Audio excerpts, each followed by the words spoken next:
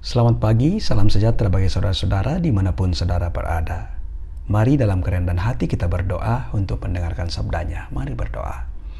Ya Tuhan, terima kasih akan keagungan kasih-Mu di hari ini. Kami rindu kehidupan kami hari ini.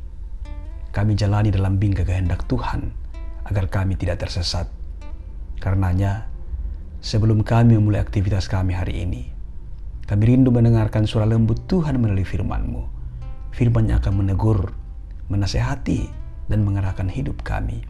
Di dalam nama Tuhan Yesus kami berdoa. Amin. Roma 12 ayat 2, firman Tuhan demikian.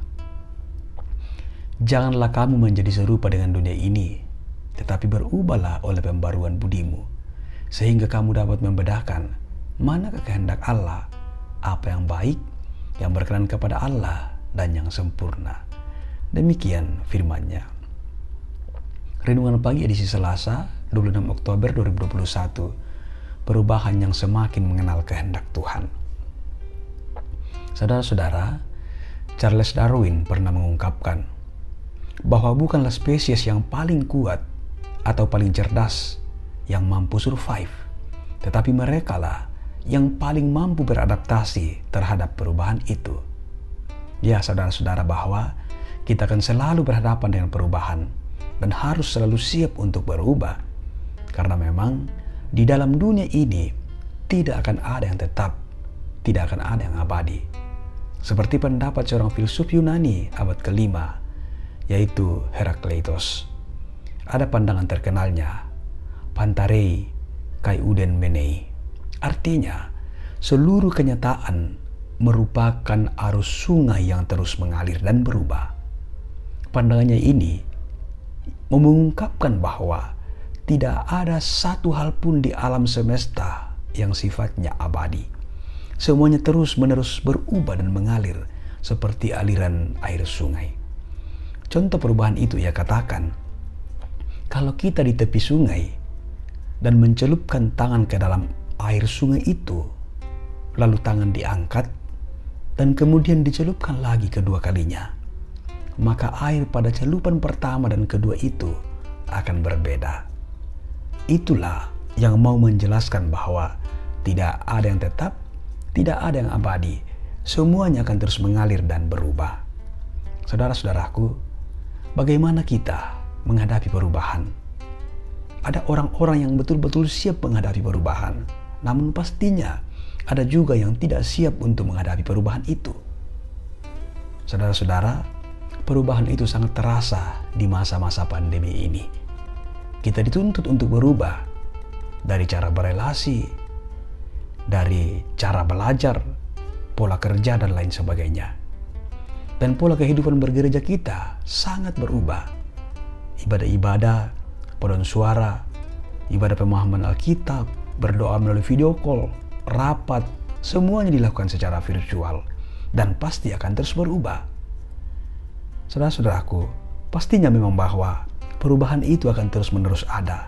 Karenanya, penting untuk terus menggumuli dan menghayati firman Tuhan yang kita dengarkan hari ini dari Roma 12 ayat 2. Rasul Paulus memberi nasihat yang sangat jelas dan selalu kontekstual di segala waktu, tempat, dan keadaan. Yang mengatakan bahwa perubahan yang paling utama adalah pembaruan budi itu. Artinya, pembaruan dari dalam diri sendiri. Karena pribadi kita berubah sejak kita mengenal dan menyerahkan diri kepada Yesus sebagai Tuhan dan Juru Selamat kita. Di sanalah letak perubahan yang sangat esensial. Dulu, diri kita sendiri yang menjadi fokus. Tetapi ketika perubahan itu terjadi, maka Kristuslah yang menjadi pusat kehidupan kita, yang menjadi fokus kehidupan kita. Itulah hidup baru, hidup di dalam Kristus. Saudara-saudara, perubahan itu adalah transform, metamorphoi, berarti berubah bentuk dan berubah total. Hidup baru dalam Kristus berarti kita ada dalam transformasi dari cara hidup lama kita dan berada dalam cara hidup yang baru. Berarti kita harus bisa membedakan mana kehendak Allah, apa yang baik, yang berkenan kepada Allah, dan yang sempurna. Perubahan yang diharapkan adalah perubahan yang lebih baik tentunya. Saudara-saudaraku, Tuhan masih menyiapkan kita begitu banyak kesempatan untuk terus berubah ke arah yang lebih baik, untuk menyenangkan hati Allah, dan sekaranglah saatnya. Saudara-saudara, kita adalah satu-satunya ciptaan Allah yang cerdas. Karena itu, memang Tuhan rancangkan kita untuk sanggup menghadapi situasi dan keadaan sesulit apapun itu.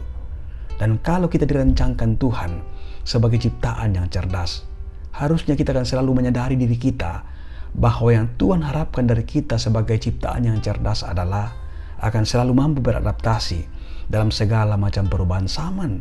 Dan dalam perubahan itu, kita akan semakin berubah ke arah yang lebih baik dan semakin mengenal kehendak Tuhan.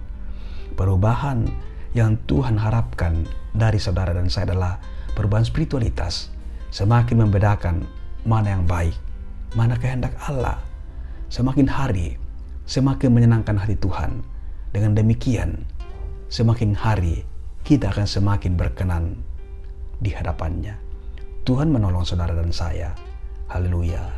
Amin. Mari kita berdoa. Terpuji Engkau ya Tuhan, yang begitu baik memperdengarkan sabda-Mu di pagi hari ini. Kami bersyukur firman-Mu mengingatkan kami pagi ini untuk tidak kalah oleh tekanan dunia, namun kami terus hidup dalam Kristus, supaya kami mau terus berubah dalam spiritualitas, makin mengasihi sesama, makin mengasihi Tuhan. Tolonglah kami sebagai anak-anak-Mu, supaya kami semakin berubah ke arah yang lebih baik, makin bertambah-tambah dalam iman, hari demi hari, makin melakukan kehendak Tuhan.